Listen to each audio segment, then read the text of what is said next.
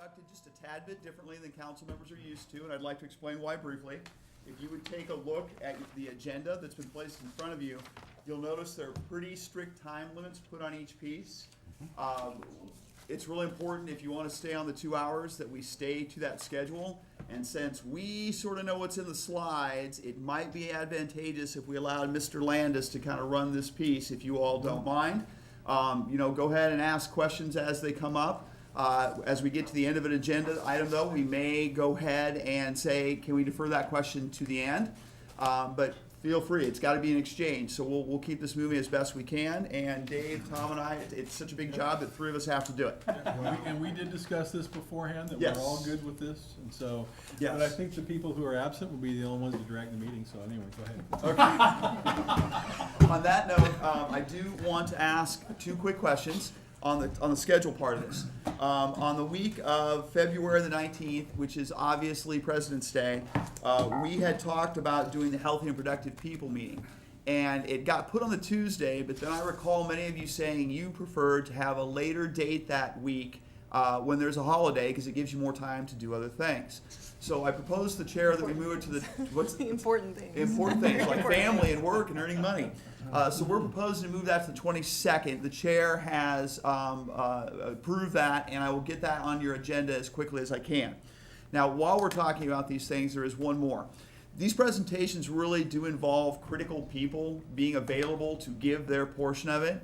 And one of our best players, Ms. Garden, with Public Works, is not available on the 12th when we have the environmental quality portion done.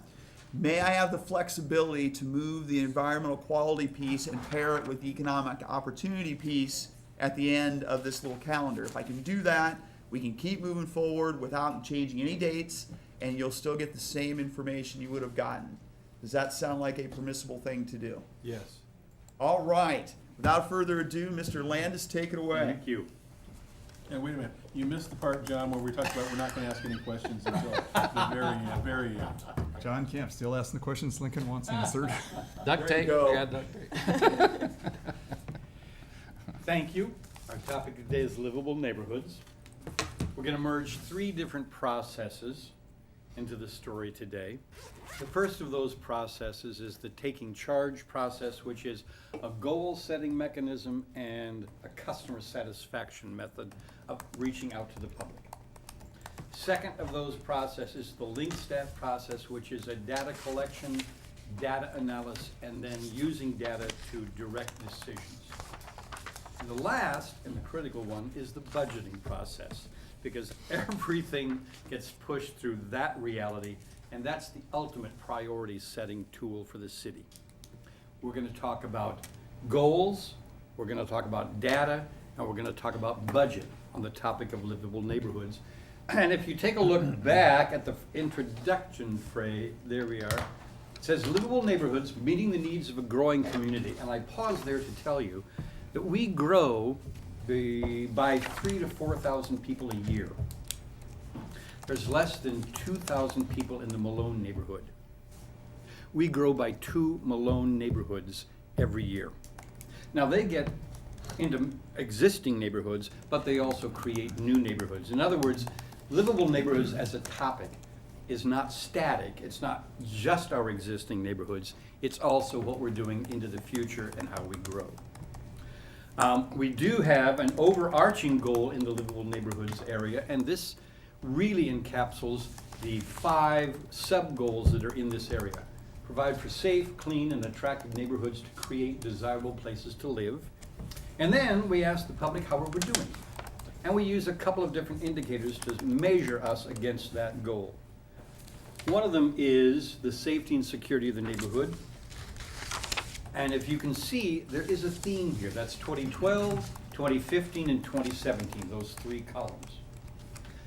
What you see, you'll see on more than one of these slides, which is a growth of public acceptance and satisfaction across a number of the livable neighborhoods indicators. Here, the safety and security. I think we could thank any number of city departments for that, but not the least of which is our public safety folks. As you can see, there is a growth over that period of time. Here's the overall appearance of the neighborhood. And again, it shows a growth across all three. A citizen satisfaction that tells us, I think, that we're on the right path. This is the unsightly and blighted properties. I'm not sure if it's the neglected building ordinance that you passed this last year, whether it's the problem properties people, whether it's those projects that we've been doing where we've been buying up old homes and demolishing them and building new, but there's a growing satisfaction with how we're handling blighted and substandard unsightly properties rather. Streets dipped in 2015, but a growth in 2017 of the condition of streets in our neighborhoods. And by the side of the streets, a sidewalk. Here we are pretty much flatlined at the moment. And that's probably a matter of budget. We'll talk about the budget implications of that in a moment.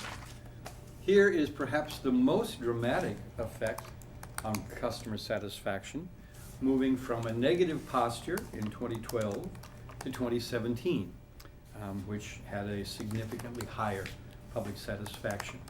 So, generally speaking, I think the public's reaction to what we're doing is positive in the area of livable neighborhoods.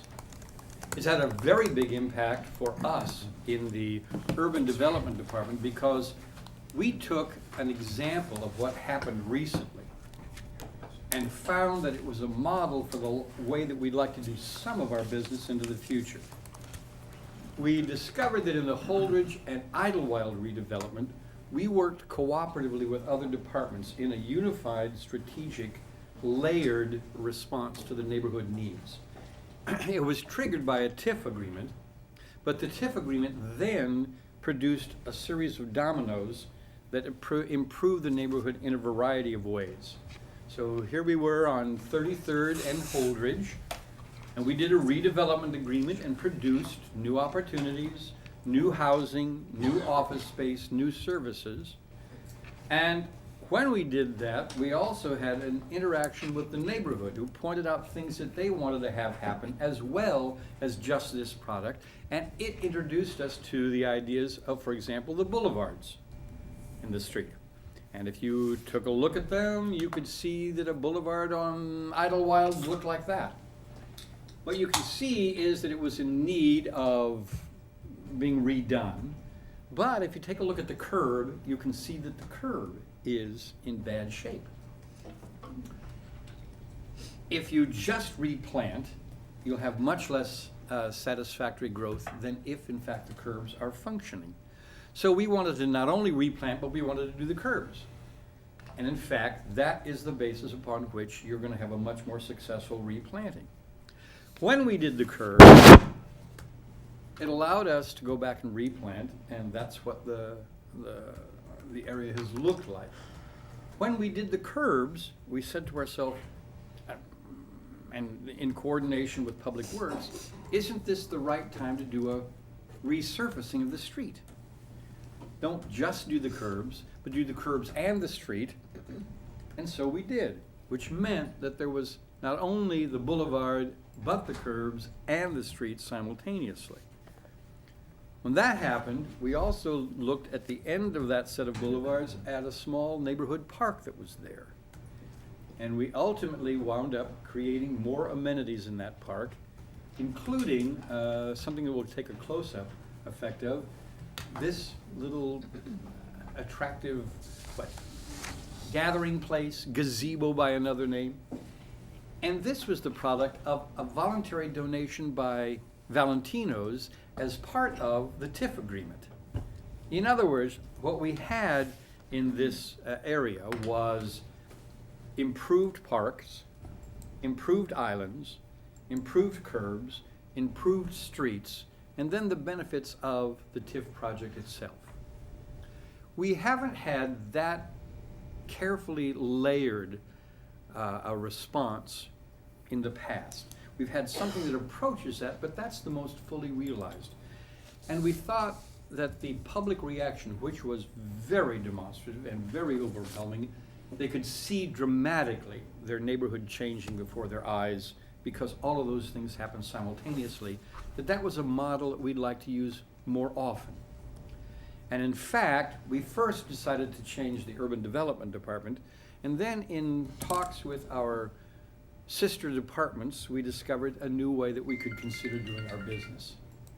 This is the urban development department's reorganization, and this was our old form. I won't break it down for you, but I can tell you that there's parking, there's the downtown work, there's the community development area, and there's the housing area. And we asked ourselves, what are we doing? And the answer came back, we are actually doing 2 of the 8 goals in the taking charge idea.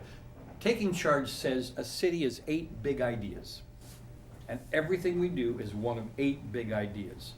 And my department does 2 of those ideas, or at least we participate in 2 of those ideas. And they are livable neighborhoods, which is a taking charge goal, and economic opportunity. We do livable neighborhoods, as you just heard described, with public works. We do it with the police. We do it with the health department. We do it with building and safety. But we're all in that area together, and we reorganized our department to have a livable neighborhoods area. We have an administration area in the middle, and they serve both of the other 2 functional areas. And then on the right-hand side is the economic opportunity area, where we have our redevelopment projects and our parking. You'll see us this afternoon with one of our projects. It's in that right-hand side, the economic opportunity.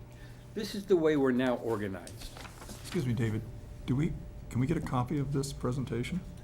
Yes, and we're gonna hold all our questions until the end. Okay, can we have those ahead of these meetings? Sure. Absolutely. What we've chosen for ourselves is to serve as a convener with other departments. Can't do it everywhere, but picking prototypes, or at least a place, work to do the Idlewild Holdridge idea on purpose again as a working model. Public Works has agreed to be helpful. They're going to create a little pace in their CIP for resources to do some work in the neighborhood. Parks will do the same, and we'll do the same, so that we have resources that can be done simultaneously or in coordination with each other. This is that first overarching goal again. And it has multiple ways of being carried out. One of the ways to do that is with sidewalks. And here to tell you the sidewalk story, Director Esposito. So I'm going to talk a little bit about Public Works and its role in creating safe, clean, and attractive neighborhoods that create desirable places to live. And this is Lincoln's story with respect to sidewalks. And I wanted to make sure. Could you talk more into the mic, move the microphone? Oh, sure. There you go. I wanted to make sure everybody understood that we're talking about 1,500 miles of sidewalk.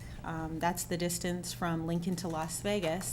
It's 7.9 million feet. So as the city grows, that number also grows. So once upon a time in Lincoln, Nebraska, sidewalks were actually maintained by the property owner.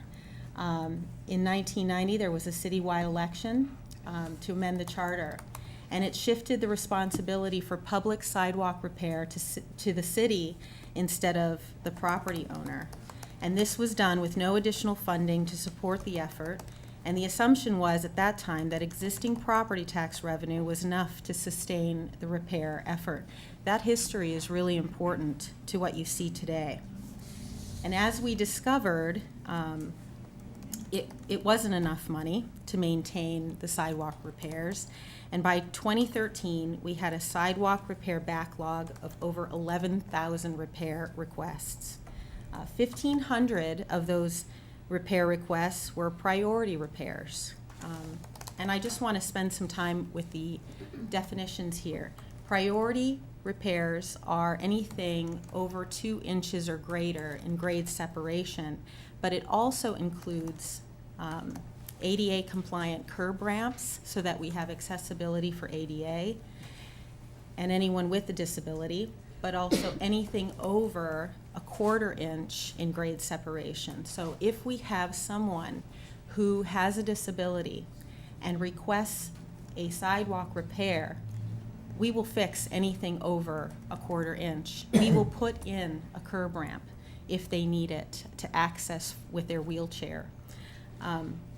So that's important to remember. For the general population, anything over 2 inches, but for anyone with a disability, we make special fixes for those folks. At the same time, there were about 10,000 non-priority repairs. That's anything less than 2 inches in grade separation, and these are really not dangerous, but aesthetically, it's just not pleasing to the property owner. We get a lot of people who might be selling their house, and so they want the sidewalks to be perfect at the time of sale, so we'll get those kinds of non-priority repair requests during that time. So that was the case in 2013. We had to do something about it to take care of the backlog. So in 2014, we came up with a funding plan to eradicate the backlog. And it consisted of $4 million in certificates of participation, or COPS funding, $1 million in federal transportation money, and those dollars had to be spent near bus stops, $1 million from the CIP, which was already programmed, and $400,000 for neighborhood repairs.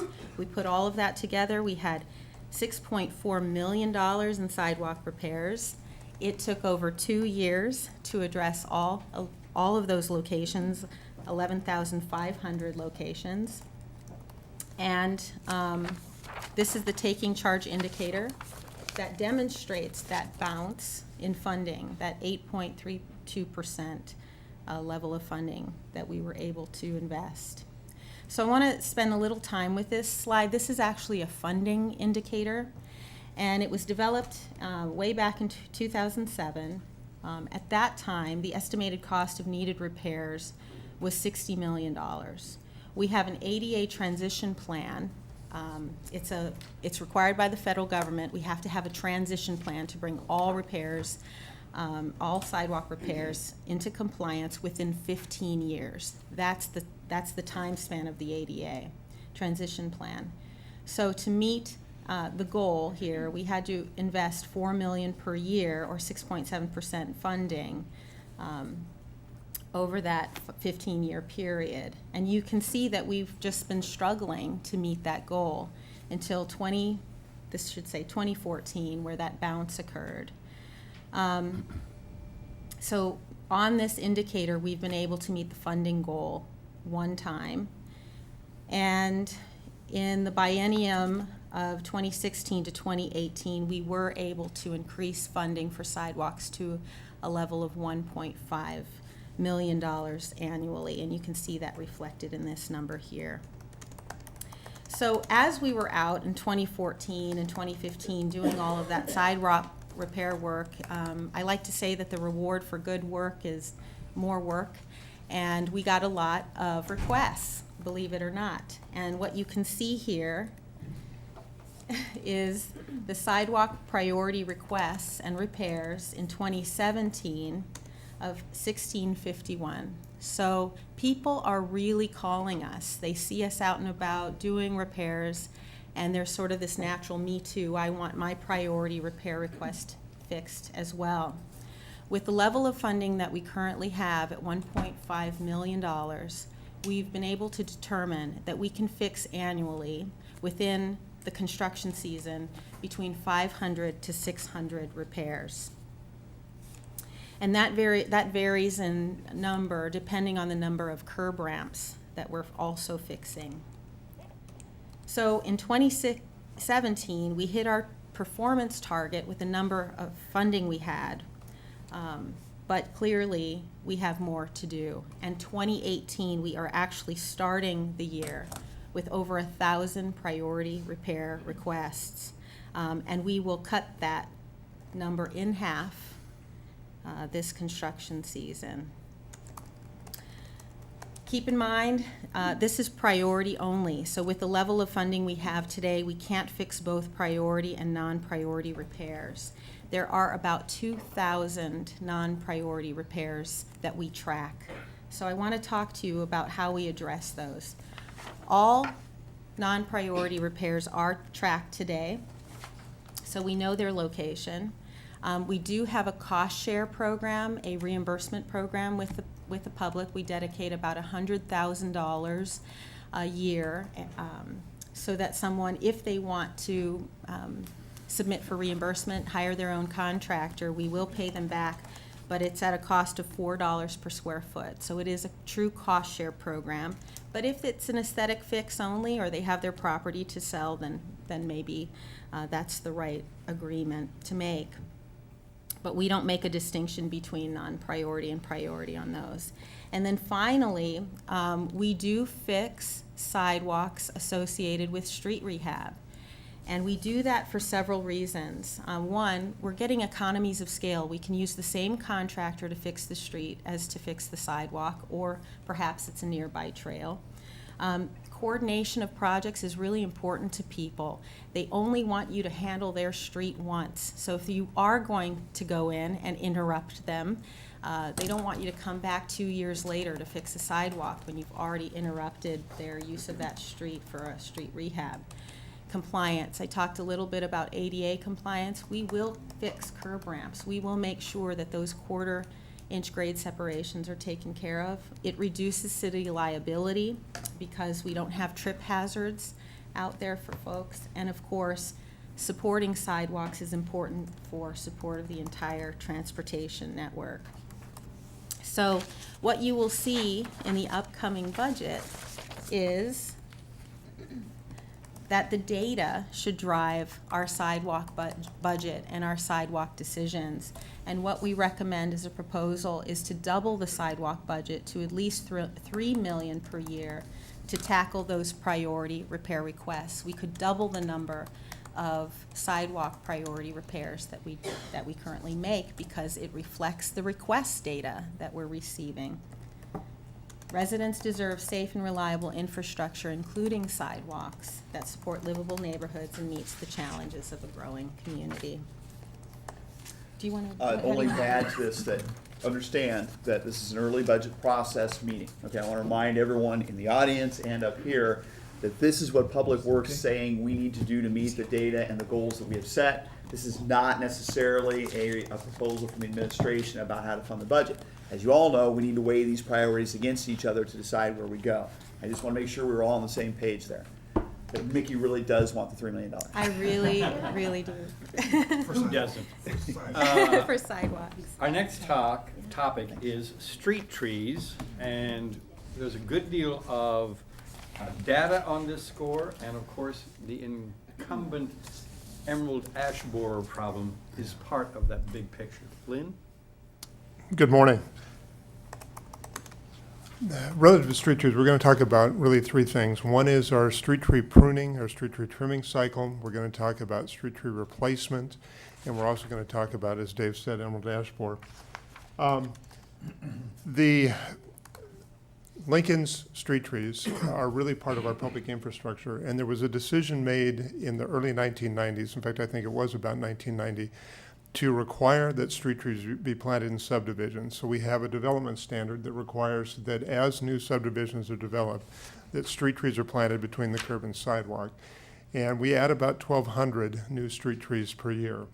I think the reasons that the community decided to do that are that street trees have a number of values, that property values along tree line streets are increased. There are studies that that indicate in commercial areas with street trees that actually the sales are higher, that street trees are part of our stormwater management system. That tree canopy is kind of a sponge that holds some of the rainfall as it's coming down. Street trees provide homes for urban wildlife. They provide oxygen. They provide carbon sequestration.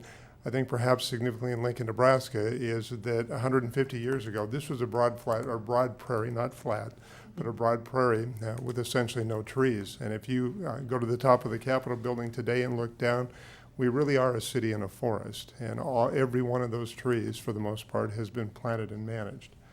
And so you can see over the past about 10 years, we have increased the number of street trees by about 20%. The number of street trees is growing by about 2% each year. What's happened, and the other factor that weighs into this is that in order for the city and the community to get the values out of the street trees, they've got to be appropriately managed. And so the number of arborists during that period has remained at 14. Here's what's happening with our trimming cycle. Standards indicate that street trees on average, or trees on average, ought to be pruned on a 10-year cycle. That means that we ought to be touching about 10% of Lincoln's street trees annually. In 2009, we actually met that standard. We were at about 11.1% that year. In 2010, we made a significant effort to get out and prune young street trees, and that's why you see that percentage go up to 18%. And then you can see, unfortunately, since that time, the percentage of trees that we have trimmed, or percentage of street trees that we have trimmed, has declined. You can see that last year we were at 2.6%.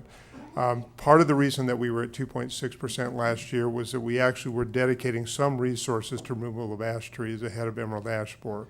But you can see that the trend line really is that we are well below the standard for what we should be doing with street tree trimming.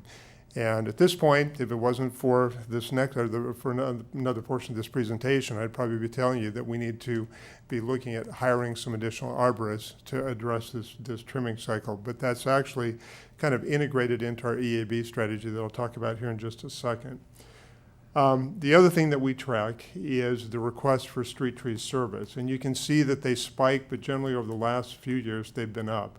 What happened in the 2011-2012 year was that we had 3 big storm events that one year.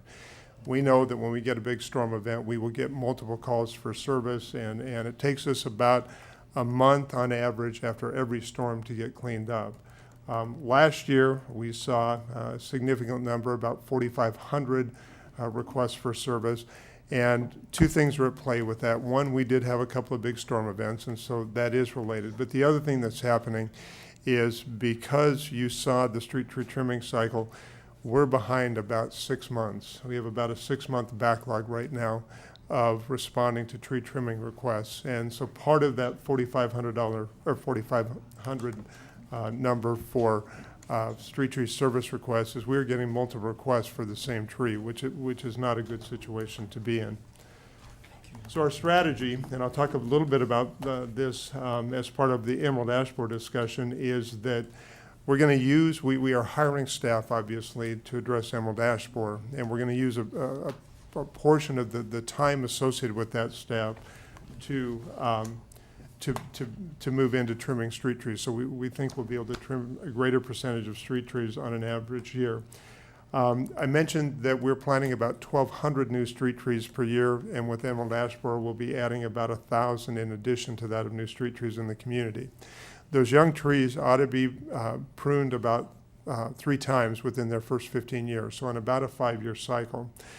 The early pruning that's done on those trees is really to lift the canopy, or is to raise the branches above the sidewalk in the street, and it's really all work that can be done from the sidewalk, and it can be done with hand pruners. And so one of the things we want to do is develop a volunteer tree pruners program where we can train people to prune trees, and we can provide volunteer opportunities for them to come in and trim young street trees, really help them get established. And we think that's an efficient way. Other communities have done this, and it is an efficient way to particularly do trimming for young trees.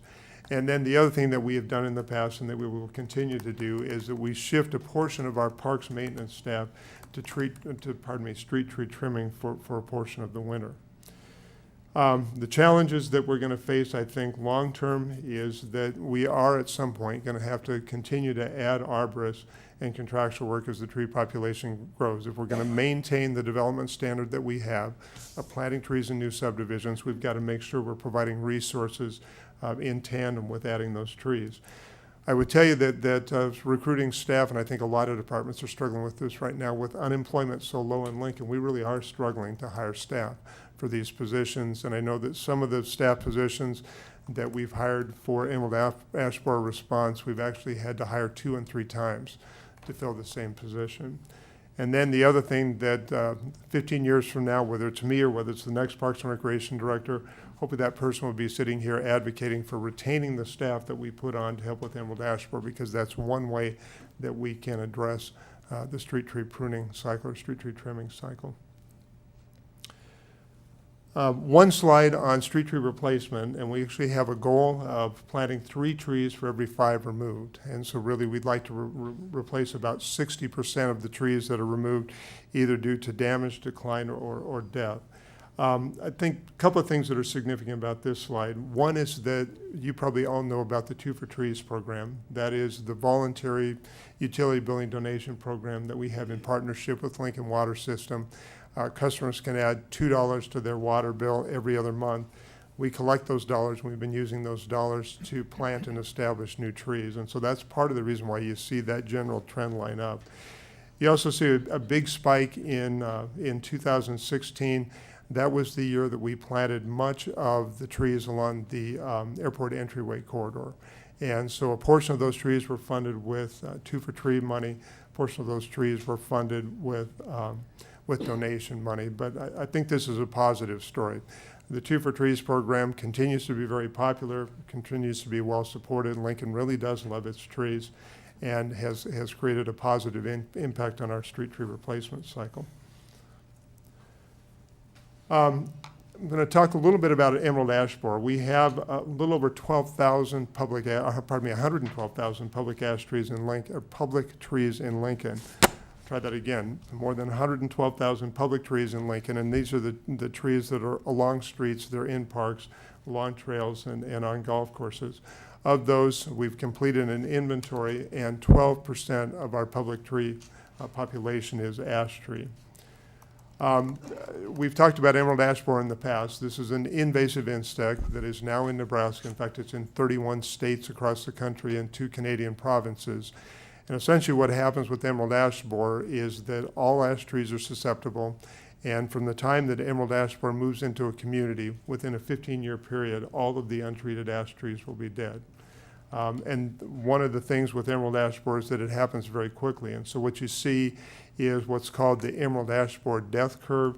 And you can see that from the time that emerald ash borer is introduced into a community, by about the 10th year, 75% of the trees will be dead. And by the 15th year, all of the untreated ash trees will be dead. And part of the challenge with emerald ash borer response is to manage that death curve, to try to not let the death curve get ahead of the community, not have a lot of standing, either dead or damaged ash trees along streets and in parks. And that really is much of our strategy. So Holy Toledo, this is Toledo, Ohio, and on one side is an ash-lined street, and we have a lot of streets in Lincoln that look just like this. And 3 years later, you can see that same street, and all of the ash trees are dead. We are trying to avoid that situation. It sounds completely counterintuitive, but our intent is to remove green trees. We want to take down the ash trees while they're alive, and I can give you a couple reasons why. One is that with emerald ash borer, what happens is that the larva of the insect is cutting off the water and nutrient conducting tissue underneath the bark. And so as the trees are dying, they're also drying out.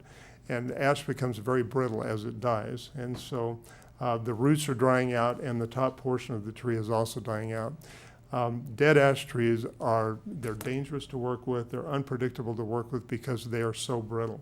And there have actually been some arborists who have been killed removing dead ash trees. The other thing that happens is that because it's so brittle, typically when you're removing limbs, you let the limbs fall to the ground. And then there's also obviously some cleanup afterwards. What happens with ash is that as it hits the ground, it just shatters. And so there's a tremendous mess that is created with removing ash trees. And so the staff spend a lot more time cleaning up after an ash tree after a dead ash tree than they would another tree or the tree if it's green. So our goal really is to be removing these ash trees while they're still alive. So the goals of our emerald ash borer response recovery program, is that we want to protect citizens and their property. We want to make sure that we don't have standing dead ash trees that are a liability and a potential hazard to either people or their property. We want to make sure that we're engaging our citizens in our response and recovery planning. We're actively working with neighborhood associations so that they're actively engaged in the process of removing those trees, but also then identifying what would be replanted in the neighborhoods. We definitely want to be replanting. We want to make sure that at the end of this plan, that we've actually replaced essentially all of the ash trees for the long term. And you saw that 12% of our street tree population today is ash. The goal is that we not have any one species make up more than 10% of the population. So we want to plant with diverse street tree species, and we want to keep an eye on kind of the overall population so that we aren't overplanting any one species and kind of creating a similar situation for the future. So here's what we're hoping to accomplish. This is what the managed removal plan looks like. And you can see that we've taken the spike off the top of that death curve. And so we've done an evaluation of city staff time, what it costs city staff to remove trees as compared to bids that we have from private contractors. And one of the things we found is that it's actually less expensive for city staff to remove the smaller diameter trees that are 18 inches diameter and smaller. It's less expensive for city staff to remove those. And at least today, it's more cost effective to contract with private contractors to remove the larger trees. And so that's why you see this plan. The intent is to start with the smallest trees, work to the largest trees. That city staff will be removing about 10,000 ash trees that are less than 18 inches in diameter, and then we'll be contracting with private contractors to remove the larger trees. We also anticipate that we're going to have to use chemical treatment as a way to keep some of the trees alive for a period of time so that we can remove them while they're alive. We'll be using private contractors to do that work. And then the tree planting effort will also be contracting with private contractors to provide and plant the trees. So there's going to be significant involvement by the public sector in this effort. Oops. Yep, that's the right one. And so our strategy really is, as I said, community outreach and engagement. We're going to be, on Thursday, we're going to be having a news conference to announce that our draft or our Emerald Ash Borer Response and Recovery Plan is available for review and comment. We're going to allow citizens who have an ash tree that's next to their home on the street or in a park that they're very passionate about to adopt that tree and provide chemical treatment on an ongoing basis. I mentioned that we anticipate that we're going to have to treat a portion of the ash trees to manage the death curve. We want to make sure that we're replacing ash trees on a one-for-one basis, and we're going to be, as I said, creating this citizen pruners program to prune young street trees. Short term, we think we're going to need about another $230,000 in additional funding during the 2018-20 biennium. And that really is primarily for replacement of ash trees, replacement of planting replacements for ash trees. And then the big expense that is out there, and we'll continue to monitor where emerald ash borer is in Nebraska. When we get to the point that we have to do treatment, the treatment is very expensive, and the first round of treatment is going to be significantly costly. You have to treat the trees every 2 or 3 years, but that first round of treatment is likely to be well in excess of $1 million. I also said that I would talk a little bit about how we're going to use the arborists from the Emerald Ash Borer response team to help with the tree pruning cycle. We are hiring 9 arborists who will be involved in removing smaller diameter trees and then grinding and backfilling the stumps. And based on a time analysis, we anticipate that the tree removal crew is going to spend about 100 days a year involved in removing 1,000 trees. After that, we can shift them to street tree trimming. And so they'll have about 150 days a year that they can be involved in street tree trimming. A crew can, depending on the size of the trees, they should be able to trim between 5 and 25 trees a day. And so on average, we think that we could impact the pruning cycle by 2 to 3% by shifting the time, or shifting that time of the emerald ash borer crew to tree trimming when they're not involved in ash tree removal. So that's kind of our strategy right now. What is the timing on the 9 arborists? 9 arborists, about half of them have been hired at this point, and we're finalizing getting those hired. You'll remember that we had $950,000 identified in the budget for each of the bienniums last year, or each of the years in this biennium, last year and this year, and we're buying equipment and we're hiring staff. And sometime within the next month or two, we should have all 9 staff hired and trained and actually out there working in the field. Sidewalks and street trees are part of this first overarching goal. Provide for safe, clean, and attractive neighborhoods to create desirable places to live. There's one more aspect on this first goal, which is the maintenance of our parks and our recreation facilities. Before you begin, Tom, can you have a quick time check? Can you tell us Yeah, where we're we're at? right on. We're Right on, target. okay. Sherry, do you want to take a couple of quick questions, or you want to keep going? Let's keep going. Okay, Okay. we'll keep going. When we talk about Parks and Recreation maintenance, we divide that into two categories. One is kind of the routine maintenance, the mowing and the snow removal and the tree trimming. And then we also talk about maintenance including capital repair and replacement. So that's repair and replacement of infrastructure to keep it in good condition and open to the public. When we had done the Taking Charge survey in the past, you'll see the figures here in just a little bit, but park maintenance has been a concern. The level of satisfaction with park maintenance has been a concern. So I thought I'd talk a little bit about mowing. The last time we did the Taking Charge survey, I asked to see all of the comments, and I would tell you that the vast number of comments about park maintenance are either about mowing or about trimming. And so that's why I thought it'd be worthwhile talking about mowing. We have three types of grass management that we do in park areas. We do regular park mowing. We mow almost 1,600 acres, and today we mow those active use areas, and those are the areas around playgrounds and around park shelters and our play fields, our informal play fields. We mow those on a 14-day cycle at a height of about 4 inches.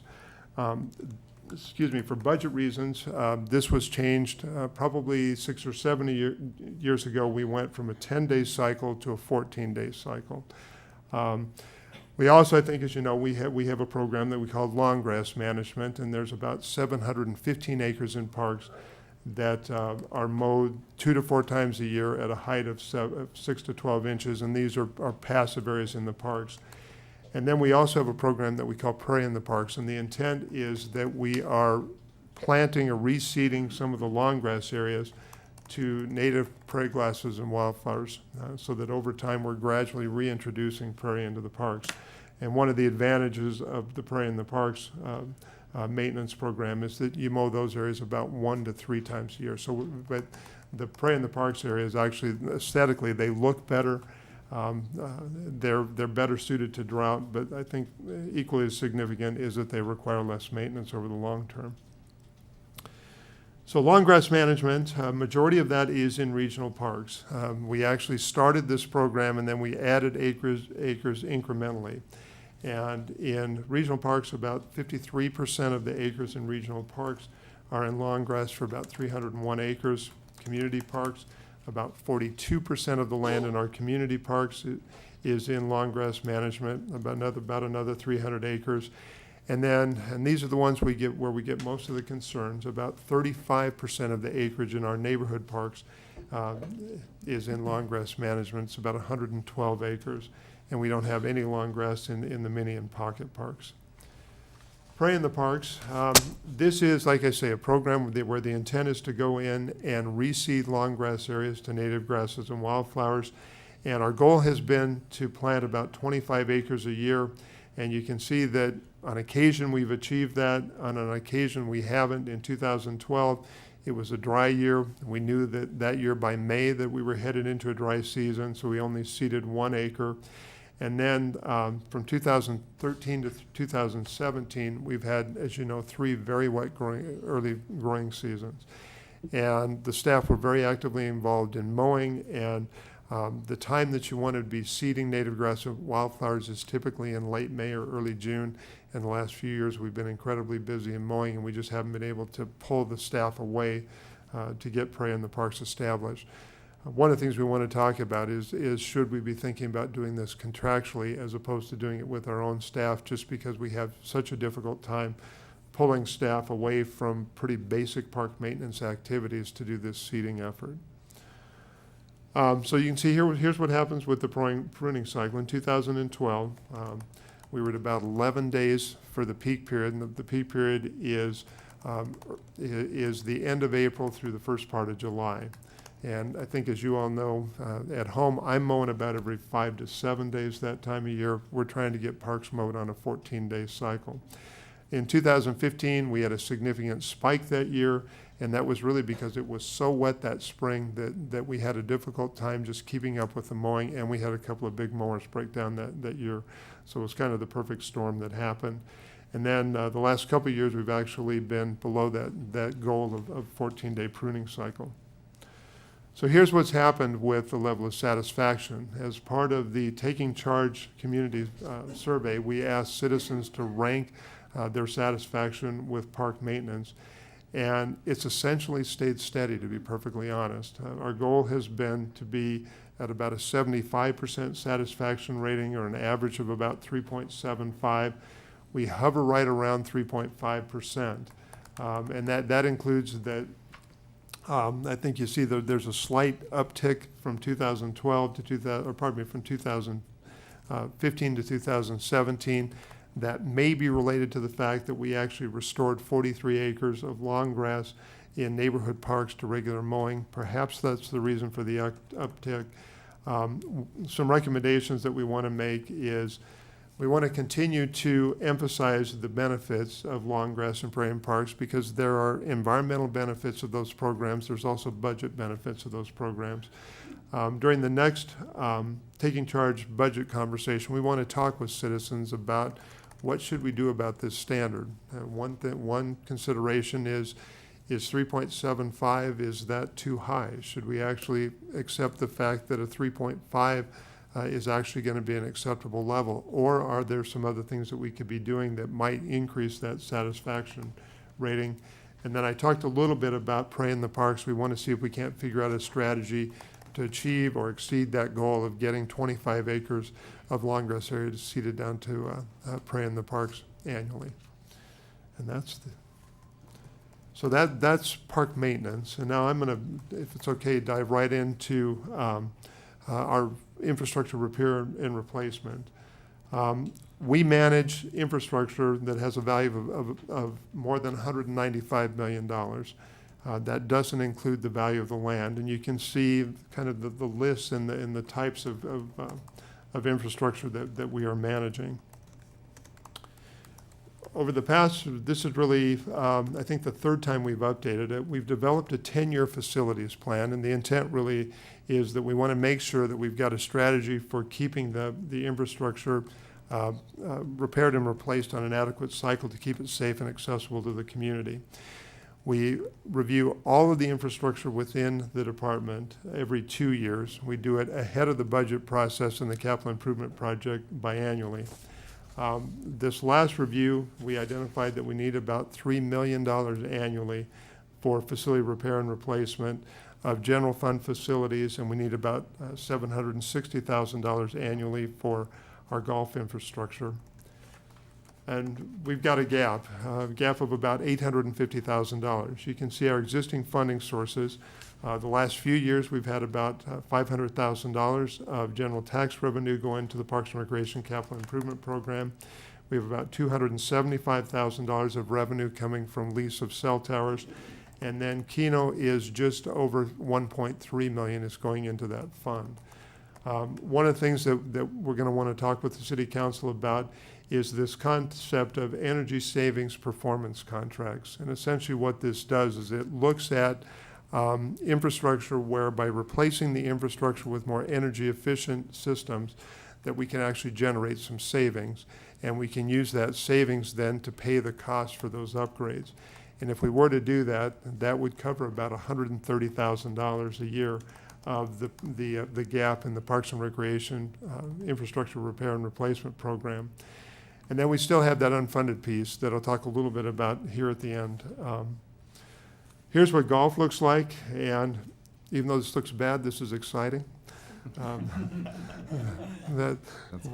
We used the unfunded gap used to essentially be 100%, and we've been working pretty hard over the last few years to put together a strategy to make sure that the courses are adequately maintained on an average basis, but that we are gradually finding funding to make sure that we can be doing the repairs that we need to do to keep the system in good shape. So right now, the golf CIP surcharge, golfers pay $1 per 18-hole round into a fund that goes to infrastructure repair and replacement. That generates about $122,000 a year. There are a couple of cell towers on golf property, and the lease from those generates about $55,000 a year. And then we have a sponsorship and advertising agreement with Benchcraft that the City Council approved last year that generates $20,000 a year. So we actually, right now, we've gone from zero to about a quarter of the golf infrastructure repair and replacement need is funded. The good news is in 2021, the Holmes Clubhouse will be paid off, and if we keep the surcharge in place, we think that we'll have about half of the golf infrastructure need funded if we keep that surcharge in place at that time. So our strategy is that as I mentioned, we want to talk about the possibility of funding some infrastructure projects that would have increased energy efficiencies using energy savings performance contracts. We'll continue to seek grants and donations for facility renovation. A tool that Omaha uses that I've been advocating that we consider is they have quality of life bond issues on a 10-year cycle. And once they got it established, got the voters to approve that increase in the property tax levy, what they do on a 10-year cycle is they identify a group of projects, they take those to the community, they get them approved, and they complete those projects, and then they put together another list, and they've done this on a 10-year cycle. I think that's one way we might be able to address that $720,000 a year gap in the general fund facility repair and replacement, is getting onto a cycle like that. And then, as Carl knows, probably as everybody knows, golf is an extremely competitive market. One of the things that we hear nationally is that golf programs are not reinvesting in their infrastructure. So we're a little bit odd right now. It's because we're trying to make sure we have a strategy to reinvest in our infrastructure, but it's a competitive market. So one of the things that we've done and that we will continue to do is educate the golfers about the importance of having funding to reinvest in the golf infrastructure. So that's part of our strategy there. Thank you, Lynn. Your timing's perfect. The overall arching goal, as I said, for this area was the provision of safe, clean, and attractive neighborhoods, a desirable place to live. There is a second sub-goal, and that is to reduce neighborhood disorder by providing services that abate nuisances, resolve issues, resolve conflicts, and support quality of life. Chad Blaha and the building and safety folks do a lot of that work, and they've also got some data that supports what it is that they do. Okay. Thanks, Dave. Yes, so far we've talked a lot about a lot of the public components to public infrastructure components to what we are talking about, livable neighborhood concept. So with this item, we're talking about problem properties, and that is the way we look at it, the private sector or the private property component to the livable neighborhoods. Single-family housing, multiple family housing structures, and the accessory buildings associated with those type of properties. So when we talk about that, we look at that in a couple of different ways. A general appearance, paint as an example, paint coverage, debris in the yard, or we work with the county for weeds in the yard, that sort of thing. And then we also look at minimum safety requirements for habitation. These type of things are structural utilities and egress. Example of structural is the roof sound. Are the gutters in place? Are the porches, do they meet requirements for staircase dimensions, that sort of thing. Utilities, one of the things that are required for the code, are all the utilities in place? Do they have proper plumbing, sanitary sewer, water source, or heating during the cold months? We also have to ensure that properties have a properly functioning heating system. And then also egress is another example. We have to ensure that fire codes and other related requirements are met. This is as an example, you've seen some of the shows, The Hoarders. We see a lot of that where they don't have even a practical means of egress, let alone proper per the code means of egress. So those are just examples of some of the things that we get involved with in terms of the livable neighborhood concept in private properties. When looking at this, we really didn't have a measurement, so we are looking at utilizing two new measurement tools that we're going to start to track. One of them is kind of repeat violators, and to talk a little bit about that, this is talking about repeat valid complaints on the same property. And when I say valid complaints, I don't really like that tool, but that's the way we use it, because anybody who thinks enough to call in and make a complaint feels that it's valid. But the way we look at that is a valid complaint is one that results in a violation of the various codes that the city has available to them. The property maintenance code is the big one. Health department has a couple of those codes, that sort of thing. And a couple little preliminary numbers on that. About 70% of all complaints that we receive are valid complaints, meaning they do result in some form of a violation that needs to be corrected. Of those 70%, of that 70%, 17% of those are repeat calls. And we got those numbers from doing kind of a 3-year study. So within that 3-year time period, 17% of them were repeat calls to the same place. And we also drilled down a little bit deeper. There was a certain percentage of those that occurred within 12 months of the previous.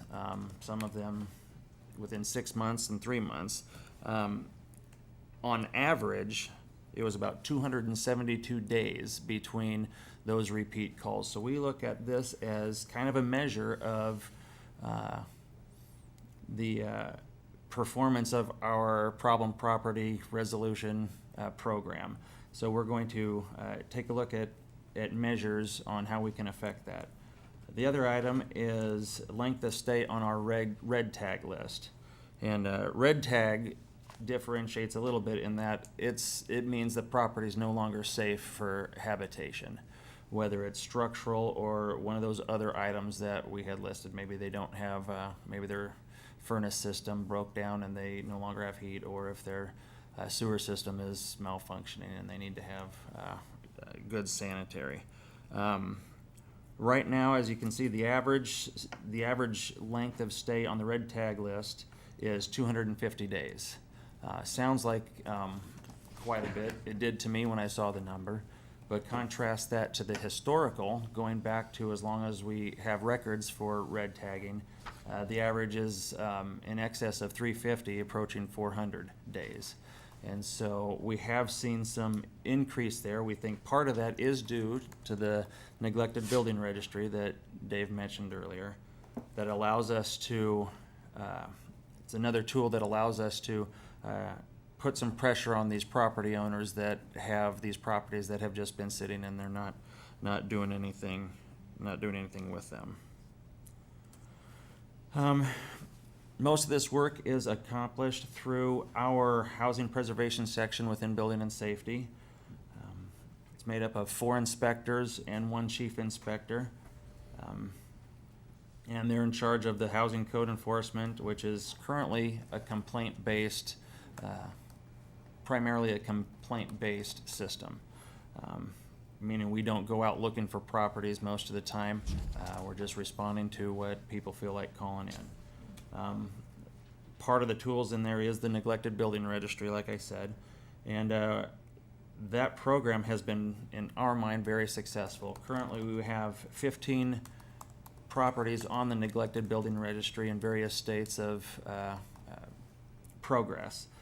To date, we have seen 15 to 20 properties come on and off of the neglected building registry where Prior to that, there would have been no city mechanism to force anything to happen.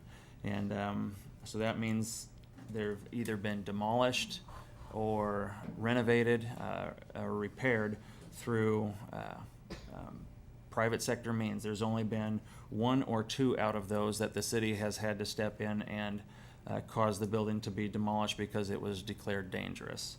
So we really feel good about that program. The other thing that this section does do is apartment licensing program.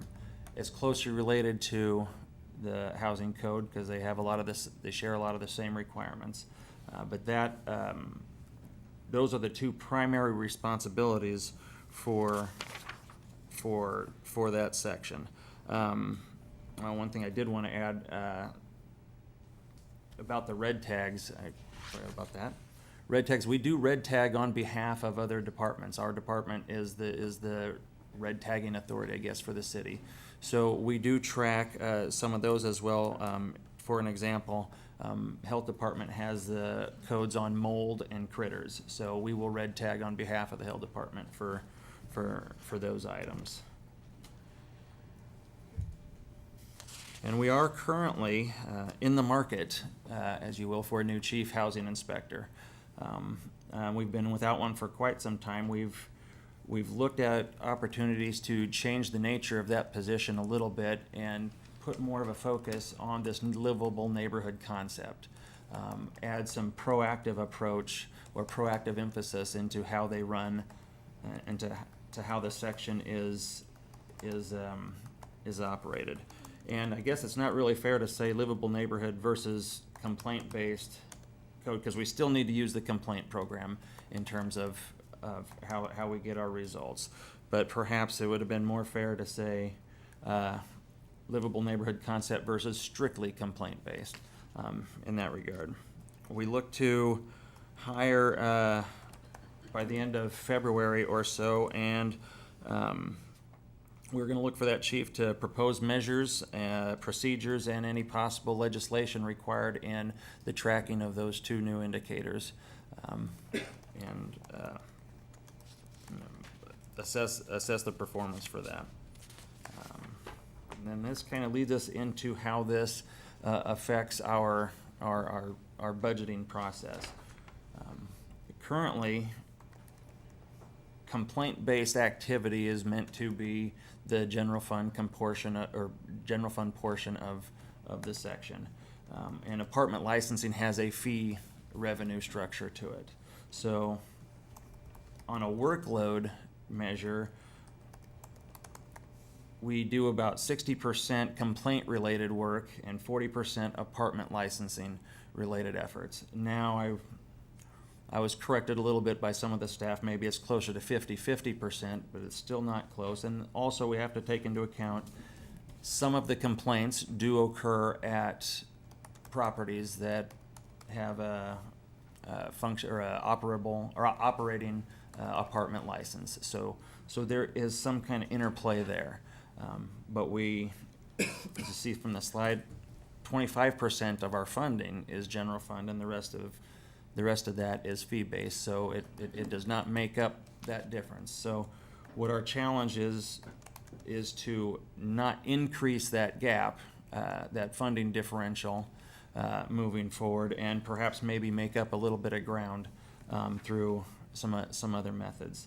And so that will come up in our budget requests. Just to clarify, the 60% complaint-related piece of your workload does include departments, just not the apartment licensing component. Correct. Okay. Correct. We do have part of the apartment licensing component is an annual review, annual inspection that we do go in. That is not included in that. And the fees are completely generated though for the licensing piece and not the Correct. complaint piece in apartments. Correct. Correct. Yep. All right, so that's the second of our goals.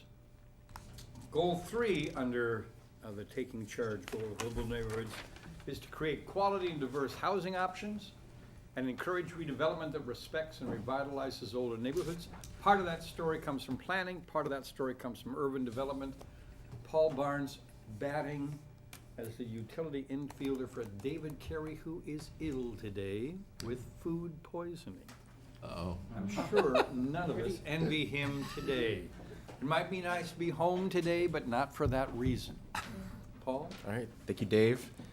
Good afternoon. I think this does have multiple angles for this topic, and so what I'm going to touch on is what the planning department tracks in terms of the housing within this affordability discussion. And kind of a theme within this data that we have from our department is this balancing act. As Dave had mentioned at the beginning of this presentation, Lincoln is growing, and we're consistently growing at 3,000 to 4,000 new residents every year. In order to accommodate for that growth, we need to be investing in our infrastructure, both for growth on the edges of the city, but we've also seen some of that in terms of redevelopment within the existing city.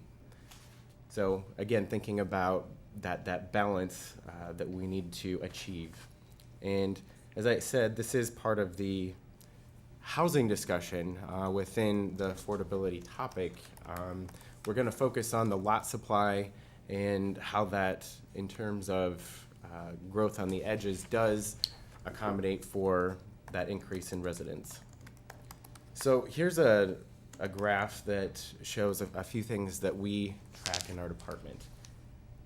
The top line in red there is what we call all approved units. So this is when we have a community unit plan, planned unit development, preliminary plat come in for approval. This development typically happens on the edge of the cities in those new growth areas. The green line in the middle there is what we track in terms of final platted dwelling units. So as development occurs, as properties are annexed, they do get final platted into individual lots, which then creates a unit once it's built upon. And then that bottom line there in blue is the actual building permit activity. Again, all of this is for the new growth areas, which are on the edge of the community. So we have had some rebounding from that Great Recession in terms of the building permit figures. At this point, based on a 3-year average, we're looking at about 1,300 new residential units. Another important and vital activity that our department completes is the review of the final plats. And as they come in, we're charged with completing that review initially within 20 days. And we do have a consistent track record of doing that at or near 100% for several years now. So that's an important thing that we do achieve to keep that development moving forward. In looking at the supply of cumulative or overall approved dwelling units, based on the 3-year building trends, we do have about 13-year supply. And we did some review of historic figures back to the year 1997, and over that 20-year period, the average lot supply was about 11 years. And so over that period of time, compared to where we are now, we're slightly above that. And in order to talk about and define what we mean by healthy lot supply, being at or around that 11-year mark is our historic average. And so having it at about 13 years seems to be healthy. In terms of the final platted lots, we're at about 2.75 years worth of supply for single-family units. This has fluctuated over time. Of course, that's based on the development factors. So how many final plats are coming in, what developers are doing individually. But we looked at a couple of peer cities, and we looked to Omaha and Wichita in Kansas. In terms of Omaha's final plat supply, that's at 2.7 years. And with Wichita, they're at 3.4. So again, trying to define what a healthy lot supply is in Lincoln, looking at those peer cities, we appear to be pretty much spot on. This map on the slide is what we call a heat map, and it's to indicate where we see and where we have seen building permit activity for single-family residential. This is for the period of 2014 through 16. In those red areas that you see kind of east and northeast and then to the southeast, that's where we're having the majority of our building activity. But you do see that we have growth in all quadrants of the city, which is a goal of the comprehensive plan, and it is something that is and continues to happen. A lot of this is directly tied to the investments that have been made to the infrastructure. And so you can see along the eastern edge of the city, in Prairie Village North and Waterford Estates, those developments and that significant activity is directly tied to the Stevens Creek improvements. And so this is planned for, this is happening, and it does provide for that efficient growth and investment in our dollars. What we had done a little more recently with our update to the comprehensive plan is to look forward, basing on the supply that we have today, also with looking at new areas that we need to or should be opening up for additional development. And during that update, what we had done is to continue to open up land in the growth priority tiers in the Stevens Creek area. So you see that arrow there pointing to some red color on the map. That again is continuing that investment of the Stevens Creek trunk. We then looked to the southwest and had opened up additional land over there, again tied to the investments that we're planning for that you will see in the CIP for a southwest trunk over in that area. We also did amend some of our land uses during conversations with owners and developers. That would be along Northwest 48th Street. Changing that from commercial and industrial uses over to residential also opens up more land for additional units. So with all of these changes, looking at adding capacity of a little over 6,200 dwelling units. That red area, which is all the areas that I'm talking about here, really anticipates growth up to the year 2025, 2026. That's tied to the availability of the infrastructure, so the utilities, and then directly ties into how we implement that through the CIP. We also look at and track the number of units that are being developed as infill or redevelopment projects. And over the past 3 years, we've had a significant number of those projects. Actually, 30% of all of the residential units were infill or redevelopment. So that's about 1,500. The comprehensive plan acknowledges this and plans for an additional 8,000 units of infill and redevelopment up to the year 2040. We do know that to accommodate the growth that we see today and into the future, we're going to need at least 40,000 additional units. And within the future service limit that we have today, that growth can be accommodated. And something else kind of significant to note is that over the past several years, 44% of all new housing units were multifamily. We do recognize in the comprehensive plan that around 40% of the housing types will be multifamily, but we've actually seen that number higher, possibly because of the number of infill projects and redevelopments that have been happening. So action items for our department, we will continue to track the building trends, the development trends, and the platting.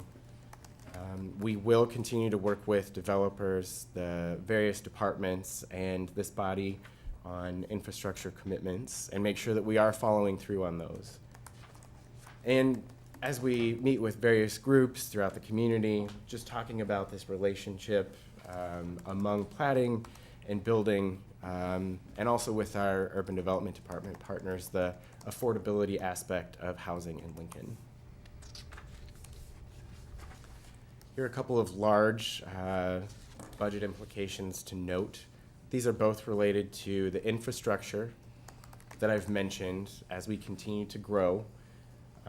You're aware of the proposed sales tax initiative for transportation in terms of maintenance across the community, but also in terms of growth on the edges. And then also the utility rate discussion having to do with sewer and water improvements based on some assumptions in the overall planning process, we think that we can work with the development requests to continue to grow in those areas, but we need to continue talking about how that funding is approved and available for continued growth. We have another share of the housing options responsibility, and that's to look at home ownership and rentals. We do have a standard or an indicator that we look at, and that is home ownership in Lincoln compared to about 8 comparative cities, similar populations and makeup. We generally start from the notion that home ownership is good for a neighborhood. It shows stability, it has people who have invested in that, they're likely to have eyes on the street, participate in PTAs, participate in neighborhood associations. However, it is a truth in America and in Nebraska and in Lincoln that home ownership is trending downwards, not upwards. When you just saw the number that Paul gave you, that 44% of the units that were being done since 2010 were multifamily, it tells you the growth of multifamily units, in part because there are fewer as a percentage of the population of nuclear families. There are more living arrangements that are not based necessarily on marriage, and also a growing and aging population that would just as soon not scoop snow or mow grass and live in a place that they would like to. So we have a change nationally that is reflected in our city. However, we're moving a little less precipitously than other jurisdictions. So here's Lincoln versus Madison and the growth. What you see is that while we both have more home ownership than Madison, we're also losing it at a less precipitous rate. That's also true for Raleigh, North Carolina. It's pretty similar to Spokane, Washington, but again, we have more home ownership. It's not true, on the other hand, with Wichita, Kansas, who has more home ownership than we do. And those are positives, but you can't rest on that phenomenon, nor can you rest on the phenomenon I'm about to demonstrate to meet housing needs. We need more options than what we have now. There is something that we do and we do well, and it is affordable, but it's only affordable to a portion of low and moderate income people, and that's owning a home. This is the average price from 2007 to 2016 of new houses, median incomes nationally. It's cheaper in Lincoln. This is Lincoln's number. And that's about 17 to 19% lower than the national average. And when you start from the beginning to the end, we maintain a handsome 17 to 20% difference. Existing housing is cheaper than new housing. Here's the national existing housing. Now, in some cases, it's existing housing nationally is more expensive than a new house in Lincoln on the left-hand side. But when you get to the right-hand side, you'll see that a new house in Lincoln is more expensive than an existing house nationally. The important number for us, and it's a critical aspect of the work that we do in urban development, is this number. This is affordable housing in Lincoln. And the difference between our number and the national number is about 50%. In other words, the difference between what that blue line is and that salmon line is as a percentage of the 153. It's about 50% difference. It's the phenomena that you know of when you have friends who move here and say, my goodness, I bought a lot of house for the amount of money that I was bringing in from someplace else under normal conditions. Not always, but under normal conditions. Somebody moves from California is beside themselves with the price of housing in Lincoln, Nebraska. And that works for low and moderate income people by making it affordable. But only people who can have a 30% of their income translate into a mortgage that would buy a house can participate in this. Because if you don't have an income large enough so that 30% of it buys you a mortgage, you don't get the benefit of what this is. What we do in my department, and have historically for the last 10 or 12 years, is to spend our money in getting more longevity from that bottom line. We do new roofs, we do furnaces, we take the existing housing stock and we add life to it. And we do that to the tune of about $2.5 million a year. Federal money, pass-through or program income, but we're working on that salmon-colored bottom line and making those houses last as long as possible. And here's where our money comes from for the most part. It comes from the federal government, 2008 to 2018. As you can see, we are somewhat down with respect to with CDBG, and we are down with respect to home money. I'm not sure I see on the horizon some huge investment in new HUD money that's going to add to those. So we use those resources, and we use it for the existing life of housing in Lincoln. Here is the general fund of our department. We don't use this money for furnaces or roofs. We do it for personnel, however. Some of our personnel, however, is in the other costs that are there because we can consider that program income. What I'm saying is that for the last 10 years, we have a relatively modest increase in general fund budget in the department. If you were to ask us the budget implications for what we do, you'd have to say we do not have resources to add significant amounts. We need to do one. If we're going to get into assisting the rental market, we're going to have to take away from what we have now.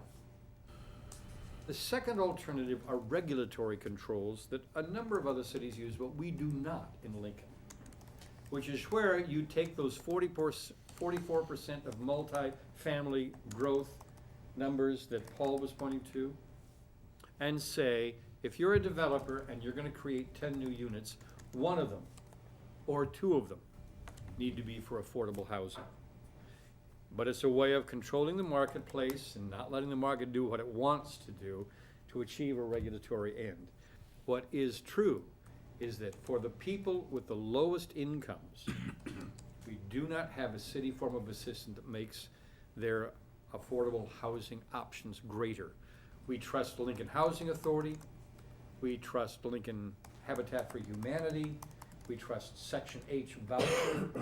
We hope for NIFA and their tax financing, tax credit problems.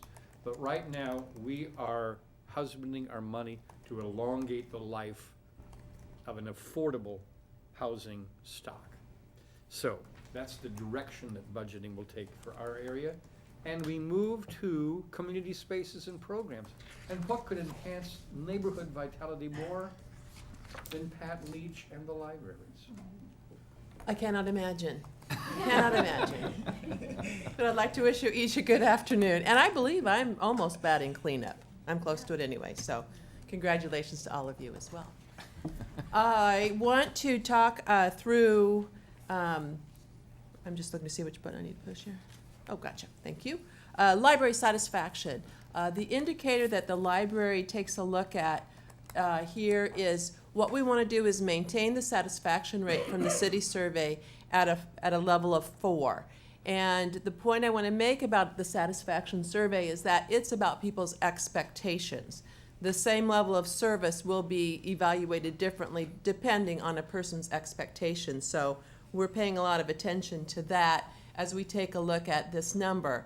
I'd also want to make clear that in the survey, this is people throughout Lincoln. This was essentially the random sample group. This is not made up of people who use libraries only. It's the full community who was included in that number. I'm going to interrupt Pat just to say this is the highest rated of all of the taking charge neighborhood livable services. We all live in the shadow of the libraries. That's our story, and we're sticking to it. Absolutely. I could build on that, but I realize you all have limited time. So let me just continue going, but thank you, Dave. One of the questions that I hear a lot going forward that I want to address kind of at the start is just what do libraries look like going forward? Because we know that for the most part, when people hear libraries, they think books. And for a lot of people, there's a belief that books are all going electronic, therefore the need for the kind of libraries that are neighborhood assets may no longer be useful. We're looking at those numbers quite a bit, and frankly, it looks as if that pendulum is not swinging as quickly toward electronic books, and we're not sure that it's really swinging all the way. So we're monitoring people's preferences as far as how they read, but print remains really quite strong. We also make books available electronically in a variety of ways through ebooks or downloadable audiobooks. So when I look at this number, I see a couple of directions that we need to pay attention to. One of those is what's found within our buildings, what staff, what resources, what facility is it, as well as then the electronic resources that we make available. These are the different measures that we used in terms of this number. So what I will be doing next is taking a look at these measures essentially one by one. The bar that's the second from the left, again, is the overall service of the public libraries.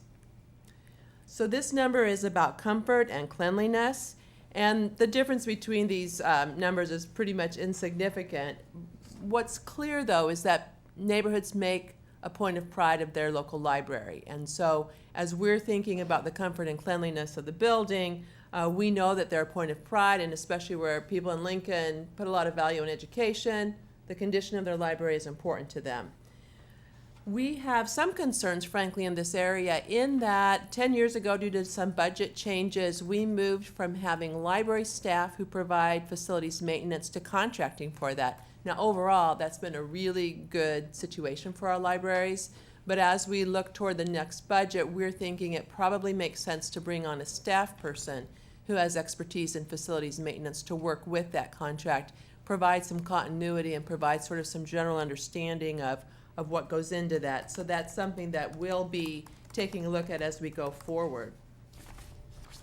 We do, though, have quite a few projects coming up. So as we're looking potentially at a new downtown library, there are quite a few branch projects that may allow this gentleman here to continue reading his newspaper in a comfortable, clean chair in a building that's heated and cooled as it should be. Our website does list a lot of those potential branch projects, and so it's something that we're continuing to look at just in general.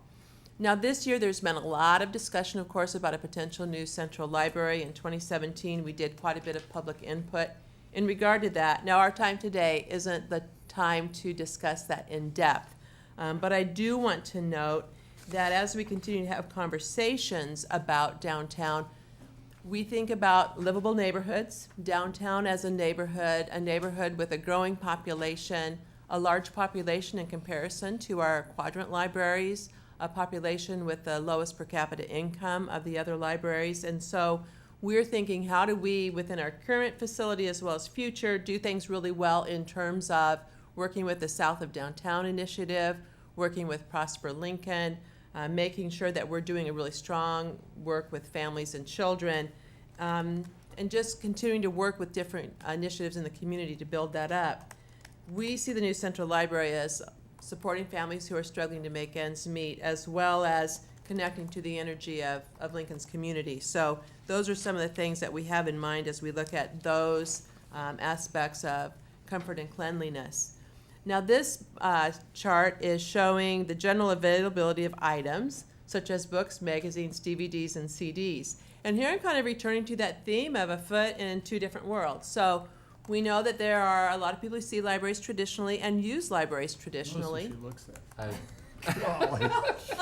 It's because you're old. What? Anyway, I've always believed in cyber libraries, if you recall, back to the year 2000. I do recall. So we have people who use libraries in a very traditional way, who stop in our buildings and check out materials. We have a lot of people, that same group of people, who are checking out downloadable books, whether those are ebooks or audiobooks. So when we have a new title come out, you may have heard me describe this before. A new title comes out, we're getting several print books. I'll look at somebody else to say, we'll get a large type book. We'll get that audios on CD because people use those. We'll have to buy an electronic downloadable audiobook as well as a downloadable ebook. So it's a lot to keep track of. Our ebooks are purchased through what are called third-party companies. We work with certain companies to provide those services. We don't get the great discount on buying new books from those companies as we do from traditional book jobbers, which is one of the things that we have to deal with as we budget. But one of the things that we pay attention to is going back to the keyword of expectations. When we're making electronic books available, people are accustomed to getting those immediately. And some of our ways of going about purchasing ebooks sometimes involve a wait, and that's an area where then we're not meeting expectations. So we're watching how those companies are operating and watching how that impacts our budget as we think about the general availability here. So when we're thinking about the challenge about providing what people are seeking, it won't surprise you to learn that we may be seeking additional funds for materials, so that as we're looking at responding to people's demand for our downloadable items, we're not pulling a whole lot away from the demand for traditional items also. Then thinking about hours of operation, one of the things I want to mention here is that a lot of people's use of the library anymore is to stop by and use our Wi-Fi also. So Wi-Fi is available throughout the time that we're open. We did, in the last few years, greatly expand our broadband capability, and then also followed up by really strengthening our wireless setup so that we're able to do that well. We use Keno funds for that. So when we're thinking about people stopping by for that use, we know they are likely to be bringing their own device into the library. We still have personal computers that are available for people to use at the library, and plenty of people do still use those. But we're paying attention to that kind of use as people come in and need libraries to be open a variety of hours. So when students come in with their Chromebooks, you may have heard me mention before that our wireless setup has a system where an LPS student who enters with their Chromebook is automatically connected to the LPS network for them to do homework at the library, which we think is a great spot for them to do that. Now again, some budget cuts a while back resulted in some changes in hours, and Bennett Martin Library is not open Monday through Thursday, 6 to 8 p.m. as 5 of our branches are. So one of the things that we'll be looking toward in our budget request is restoring the evening hours at Bennett Martin Library. We think that would benefit both people who live in the downtown neighborhood as well as people who work downtown who maybe want to stop by and use the library after work. So that's something that you'll be seeing in our budget request. Now this indicator is use of the website for library services. We're a little bit under where we want to be on this one. What's interesting about this one, of course, is that the way people access information changes over time. The library does have a website, but I can tell you that when I do my own library work, when I'm looking at my account, I'm using an app. It's called Book Mine. If you're not using it, I'd be glad to give you a tutorial. It's a great app. I use an app to access my electronic resources. So if I'm going on Overdrive to download a book, I'm using a great app called Libby. If I'm using Hoopla, I'm using their app. So I do a lot of my work not directly through our website. Then a lot of what people do electronically with the library is find out, does the library have a certain book? Do I have materials checked out? That goes through our website, but again, it's a third party that we contract with for that software. So when we're looking at the use of the website, we are certainly thinking about what are the various things that go into that. Our website does a lot of things. A lot of people get on it just to, like on an LPS snow day, to find out, is the library open today? They'll use it to find out, of course, if we own certain things. They'll find out if there's story time today. That's where you access electronic resources like genealogy, like software support, like investment help, like car repair. So our website serves a lot of purposes, and I haven't even mentioned really social media. So a lot of people find out about the library through Facebook or through Twitter, and again, expectations. That's an area where people expect a response pretty quickly and expect very up-to-date information. So we are reorganizing some staff positions to provide that kind of information more effectively all the time.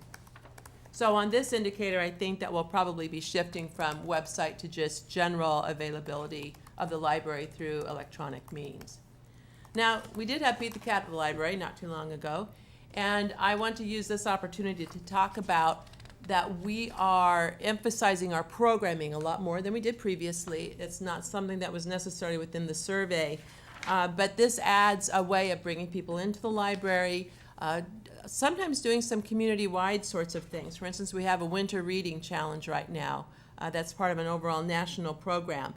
What happens as we do that programming is it brings new people to the library and allows them to participate in educational related things in community, and we know that builds community. So here's a program at Isley Branch Library, probably from this summer, again connecting community and education through the library.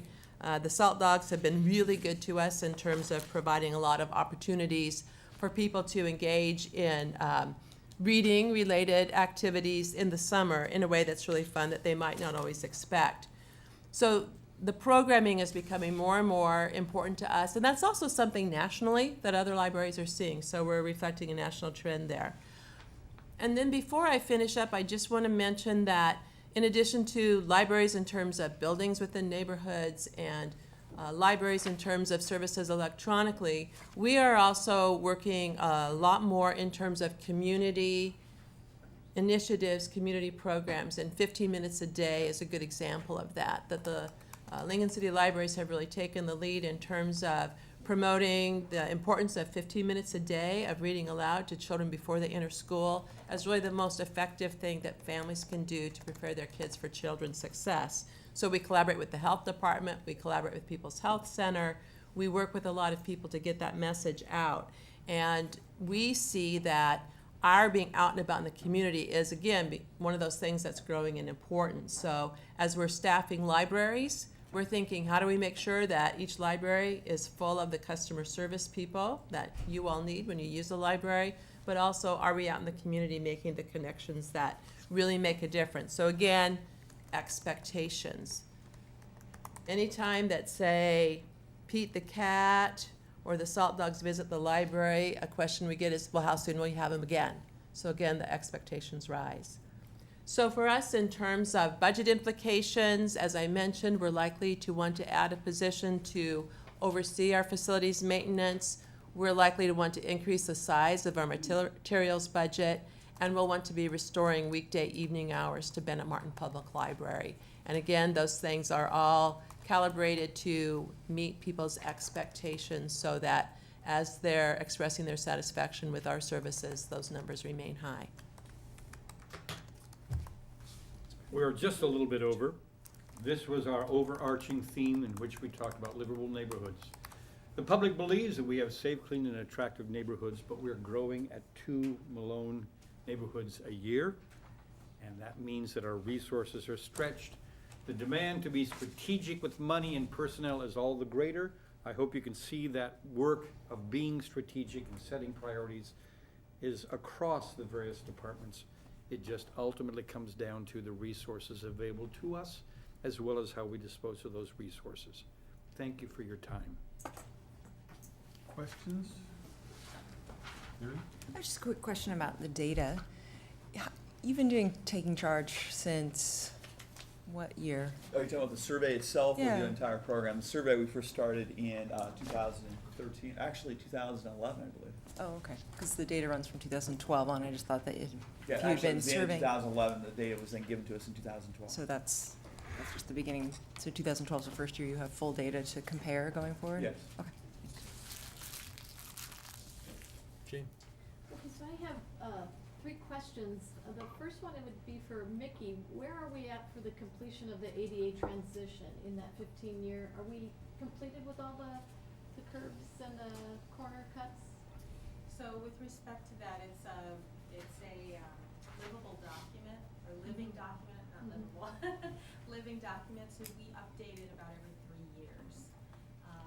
And it requires submission to MDOT and FHWA. So we are currently in compliance. And as long as we continue to make progress, we really stay out of trouble with DOJ or the feds. So they understand that it's a living document that you amend and update as you get sidewalk repairs and programs completed. And This one is for Lynn. What is the role of LES at trimming the trees? Because sometimes I see them out and about helping with tree trimming. Great question. You may notice in some areas of Lincoln that there are power lines that run through some of the trees. If we have to do pruning of those trees, LES will go through and do the line clearance. If we're removing one of those trees, LES will actually remove the upper limbs of the tree and then we'll take down the trunk. So it is a partnership. Okay, and then the last question is for Chad. The red tag list that you showed, does that include single family and multifamily, or do you break it out between the two? It could be either, and it could be either or portions of buildings. We can, in terms of a multifamily structure, we can tag individual units or portions. That happens quite frequently. Okay, so that number that you had included both categories, okay. Larry? My questions are for Lynn also. Are you using the Beehive asset management software yet to do your street tree inventories and tracking? We've had claims come forward. We've seen handwritten notes. If you aren't already using it, how quickly can you get that transition done? There was actually a meeting last week. The Beehive is developing the system. There was a meeting last week to talk about implementation, so we are on the cusp of being able to start to utilize an electronic workflow and asset management system. Okay. for street trees. And then with regard to using volunteers for citizen pruning, what's the difference in your policy for that versus mowing? Because we've asked those questions before, and it have been a lot of pushback on allowing citizens to mow in parks near their homes if they want to. How do you determine where volunteers can be utilized and where they can't? That's a great question. Some of it is the safety, and having people out mowing the parks, kind of questionable safety. I think the big difference is that to maintain turf's health, you need to mow at a regular height. So if you let the grass grow long and then you cut it short and then it grows long again and you cut it short, it damages it affects the health of the turf over time. With street trees, that's kind of a one-time thing. You're really going in and you're removing lower limbs. So part of the reason that we've tried to minimize volunteer mowing in parks is that we haven't seen somebody do that consistently. Somebody would get very excited about it. They might do it for 2 or 3 times. They then mowed the turf down short after we've got it used to being longer. And so then it takes the turf some time to recover from that. But street tree pruning really is, you go through every 1 or every 2, 3, 5 years, and you're removing small limbs. I asked Lynn the same question at our Livable Neighborhoods meeting, and it was important to note that volunteers who would be pruning trees would be using hand tools, not power tools. No pole saws, no chainsaws, basically pruners. No Okay. levers. We know that's important, don't we, Lynn?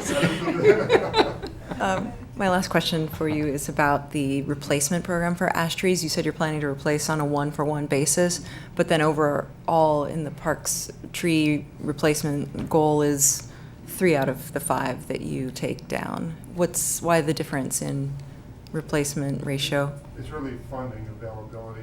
Ideally, we'd be replacing everything on a 1-to-1 basis. Today, we have funding available to replace the normal number of street trees that we're moving on replacing 3 trees for every 5. We take down someplace between 500 and 700 trees a year normally, and the funding level that we have today allows us to replace about 60% of those. The goal with ash trees is to fund 100% replacement of the ash trees.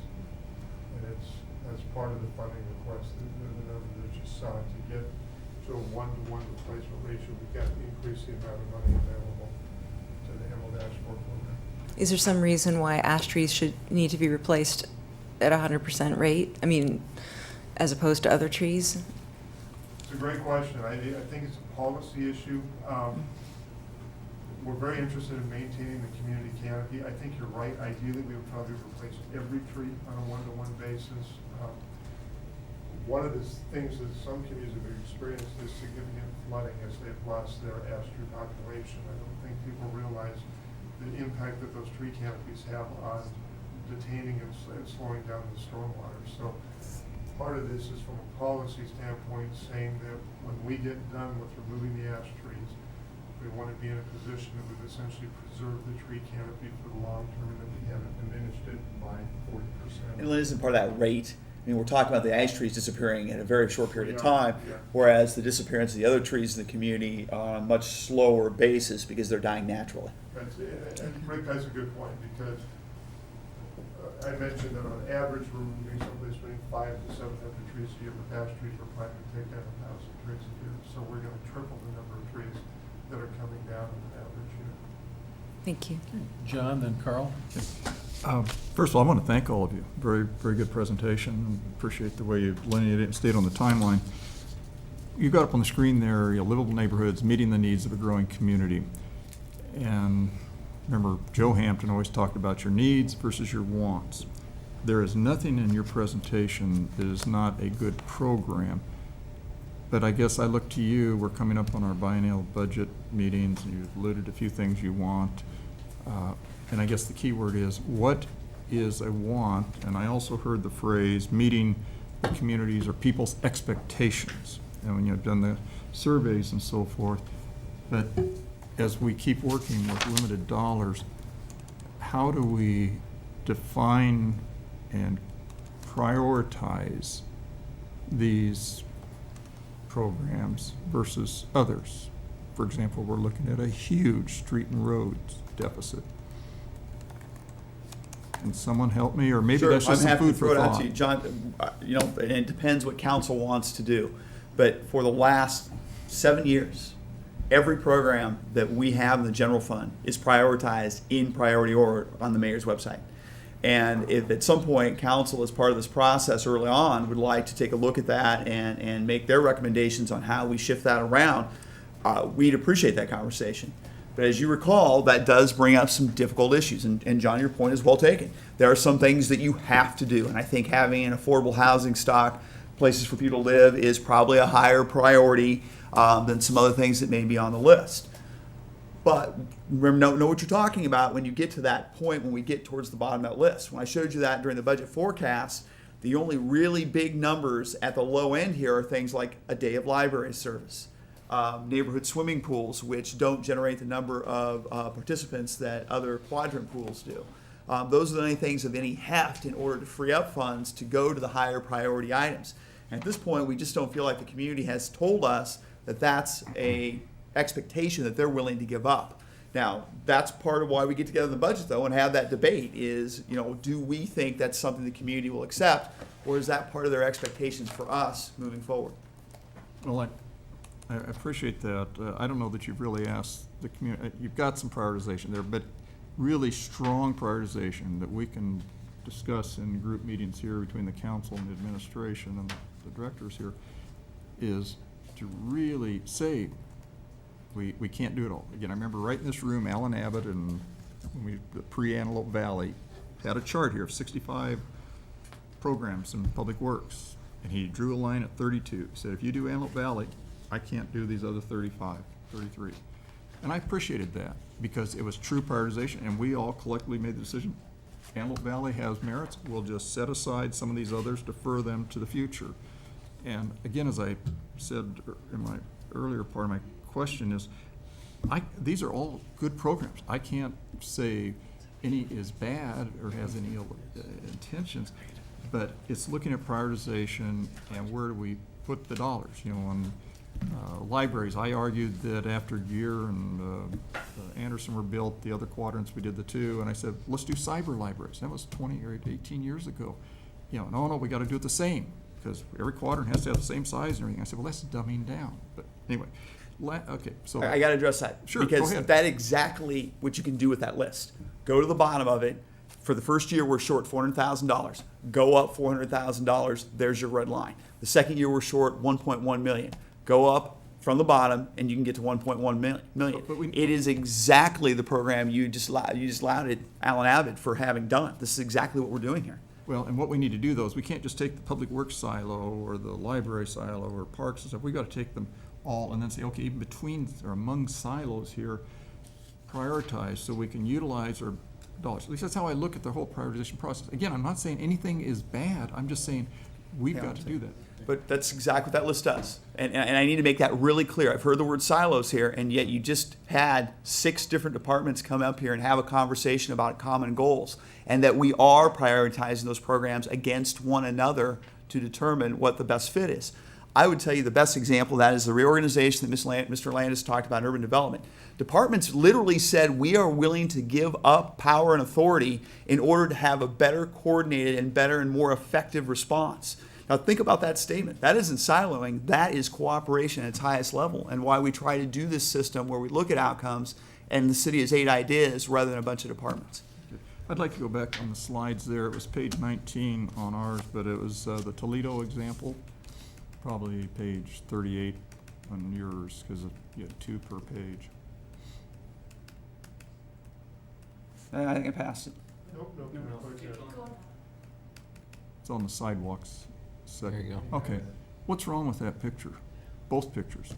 This is the tree line, those are dead on the right. This is. I see that. Okay, what else is wrong? Right, there's no sidewalks. Okay. I just- Carl? All right. So we've heard, well, one of the needs in the community, and this is a need, is for spaces where groups can meet, where health department can take a program and inform people that are interested or need to know that information, where neighborhood organizations can go and have information that they need. And so, Pat, in your discussion about libraries, you didn't really talk much about spaces and meeting spaces and what we have now. And this gets into a little bit into the capital improvement that libraries may be doing. But also I wonder about hours. I mean, is it possible when we are envisioning meeting spaces and maybe reconfiguring some, even our existing libraries, to have meeting spaces that are open, say earlier in the morning than when the library opens? Is that something that could be done to help serve the community? It could be done. It's a matter for us of figuring out, we probably need to have staff people present, so how to account for having people there earlier. And certainly it's the case that when we made the budget cut 10 years ago, branch libraries previously closed at 9 p.m. and now they close at 8 p.m. And that really impacted meeting room use in the evening because many community groups meet at 7, and so 8 is a little too early for them to leave. Okay. So it's a matter of, do we have staff available to have them there if the library's not open, or to stay if they stay later. Okay. And designing the spaces in such a way where they don't, when you go to a meeting, you don't necessarily have to go into the whole library. You can just.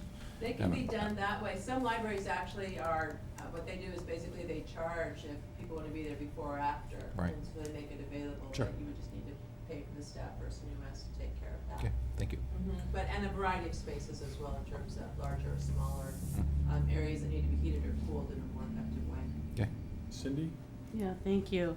And I echo the thoughts of thanking all of you for being here today. I appreciate this knowledge at this stage. I did have a couple questions for you, Lynn, about the Emerald Ash Borer. Just on your presentation, you mentioned adding 1,200 trees a year. Is that net? I mean, we have trees that die off naturally. Do we automatically replace all of those? And then aren't there some places where we remove trees intentionally that don't have to do with illness? And so I'm just wondering, is that a net number? That is a net number, so yeah, we're taking out someplace between 500 and 700 trees a year. We replant about 60% of those, and then we're also planting about 1,200, we're planting, that, I can get you the numbers, but it is a net number. Yeah, that 1,200 is a net number, I'm sorry. Okay, and then I wondered, you had indicated that perhaps a need to use chemical treatment to keep some trees alive for a period of time during the whole process. What does it cost, the chemical treatment, to the city? And I'm guessing you're talking about city treated, not the chemicals for private party. Correct, yeah, this would be, the method we recommend is actually injecting an insecticide into the trunk of the tree. It's carried up into the canopy and it kills the insect. The cost is dependent on the size, the trunk size of the tree. On average, it's about $200 a tree. It has to be done every 2 or 3 years to keep the trees alive. And how many do you anticipate we would be having treated on an annual basis while we go through the process of removal? It's a good question. It really is going to depend on how many trees we can get removed prior to emerald ash borer being here. So right now, we're anticipating we probably wouldn't do any treatment until the beginning of 2 bienniums out. Because what the research indicates is that the trees can have about 30% damage in the canopy. And if you start treatment at that point, you can still sustain them for a few more years. So we're trying to defer this as long as possible and get as many trees removed as possible to reduce that number that has to be treated. And do you do treatment prior to the time that there's actually evidence that the EAB is here? Some people will do that. The recommendation from the experts is that you not begin treatment until emerald ash borer is within 15 miles. We're still outside of the 15-mile radius. To be perfectly honest, we'll probably wait. We'll probably defer that until we start to see a little bit of damage in the public ash trees, just because of the tremendous cost. And then one more question for you, thank you. You had indicated that you may be asking, or would be asking to add staff for emerald ash borer, and maybe to retain that staff afterwards for the purposes of pruning and so forth. Do you know yet what you're looking at for the number of staff you might be asking for? We're essentially, at this point, the funding that was in last fiscal year and this fiscal year was adequate to purchase the equipment and hire the 9 staff that we'll need for this first phase of emerald ash borer response. So we're not going to be asking for any additional staff in the future, just sustaining those 9 staff positions. And how many positions are included in that? A total of 9. 9. Oh, I'm for the arborists. Yeah, yeah. Oh, okay, that, thank you for that, thank you very much. I did have, I guess I had a couple other questions. I don't know how much time we have left, I'm sorry. None. We have no time left? Okay. Well, I think I have other questions that I can email, Yeah. and I think Yep. that would be fine. I just took them down. You can, and you mind if we answer everyone then, so your colleagues can hear it too, from your email? Sure, no, I'll be happy to do that, yeah. Okay, we'd be happy to do that. And if there are any others that occur to you as a result of this, please email and we'll email everyone back. And you've done that last week and I thought it was very helpful Yes. in follow-up to the discussion, so thank you for that. Who should we email to? I'm sorry? Who should we email to? You know, you've Me, got 6 of them. give it to me, and then I will make sure that it's gotten out to the departments, and we'll give you a unified answer, because sometimes it cuts across various areas. Good question. Thank you, Thank everyone. you. Yeah, good For discussion. being Thank here, you. great discussion, and a special thank you to all of you who sat and waited. If you feel like coming for some more, we're gonna do it again at 5:30 in Chambers, so. If you just More can't get fun. enough.